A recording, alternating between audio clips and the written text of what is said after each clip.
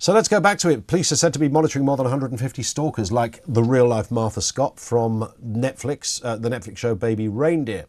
That, I think, has alerted people to the forms that stalking takes. Alarmingly, according to latest figures, the number of high-risk suspects under review has risen from 5 in 2020 to 10 last year. Doesn't sound like a big figure in terms of crime, unless you are the person, of course, that is being stalked. Let's speak to Dai Davies, security specialist, former head of Royal Protection. Dai, good afternoon to you. Hello, Ian. Nice to talk to you. And you too. This was one of those crimes that took many years for anybody to take seriously. Well, absolutely. It's been there since the beginning of time, I suspect. But 2006, actually, the government and others came together to form the Fixated Threat Assessment Centre. And it's really to deal with public figures as against you and I. Yeah. And really, those figures don't actually equate to reality. There are literally thousands of those, and they were in my day certainly on lists that posed a threat to the royals. And the 150 are the ones that they've deemed suitable for mental health treatment, I suspect, because most attacks against politicians and well-known people are against those who are mentally ill, as against terrorism. It's very Yeah. rare for terrorists to actually go after, in this country, certainly, politicians, but they're very likely to be stalked, as we found out lately with all the calabaloo that's been going on with this particular case you're talking about. Indeed, it's interesting. You know Royal Protection backwards. You were the head of that unit. If I speak to members of Parliament, every MP will tell you about their current stalker, as it were, because these are people who incessantly write. Sometimes, I mean, stalking doesn't have to be a threat of violence. It doesn't even have to be, it doesn't have to be sexual. It could be the mere weight of communication, or the amount of communication, the relentless levels of effort that people make to get in touch with somebody. So MPs will all tell a similar story. I would imagine in royal circles that is significantly higher than that, because you're dealing with more than one person, and of course very globally known figures, about as high profile as it gets. Yes, well, if you go back through history, and I obviously have studied the attacks on the royal family going back to 1760, and indeed some of the European, and mostly they are committed. Certainly, look at Victoria; she was attacked 8 or 9 times.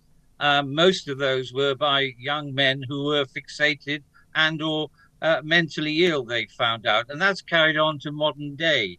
So unlike Mountbatten, who was killed by terrorism, the vast majority, as I say, are mentally ill and require treatment under the Mental Health Act.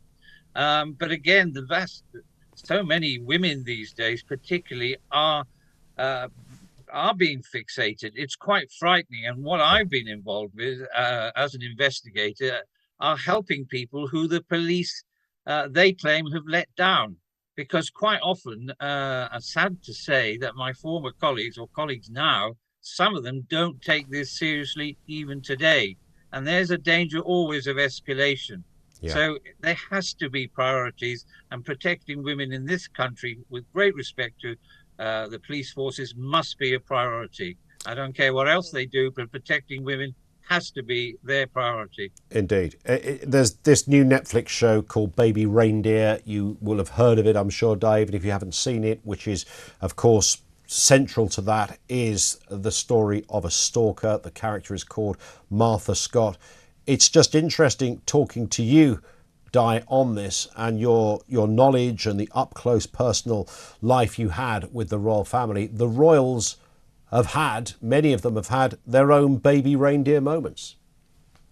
Well, I haven't watched the program, and I've heard about it obviously, and I don't know how much is true or not true in terms of that particular case, but it reflects, if you like, the pattern of behaviour, which starts off innocuously and then can escalate and escalate until it becomes a really serious matter. The key to any of this, this unit, particular unit, which is funded by the Home Office but under Scotland Yard, there is a clear pattern to developing and how you should deal, both as you and I as members of the public, but also obviously for the authorities. There are clear structures to be carried out, Yeah. And I just wish more police forces understood that and did it, and got these people treated either mentally or through orders that can be made through a civil court Of to course. prevent them from doing it. And I would imagine, obviously, if somebody wanted to, the late Queen or the current King, etc., if somebody was relentlessly emailing them or, trying to call the Buckingham Palace switchboard, etc., they wouldn't really make it through. I mean, there's been a few exceptions when security has been breached, but broadly speaking, the King or the late Queen would not have got to see those emails or even read those letters, and certainly wouldn't have picked up the phone in the Buckingham Palace reception, etc. So there is a level of protection there. I guess further down the line, and we often talk about minor royals, and we're talking about, I don't know, Zara Phillips or the likes and people like that. But even further down, there's a lot of sort of titled people that have royal blood. I'd imagine, who don't have all the protection around them. I imagine those kind of people are quite potential for somebody to take note of them in the same capacity you've been talking, Dai, and in an equally vulnerable position just because of their connection. Well, you're right. But again, I would hope that they would have the intelligence and knowledge that they will quickly get hold either of the local police and or royalty protection. There is a well-tried and structured system now where anyone of that kind can get through to this fixated threat assessment.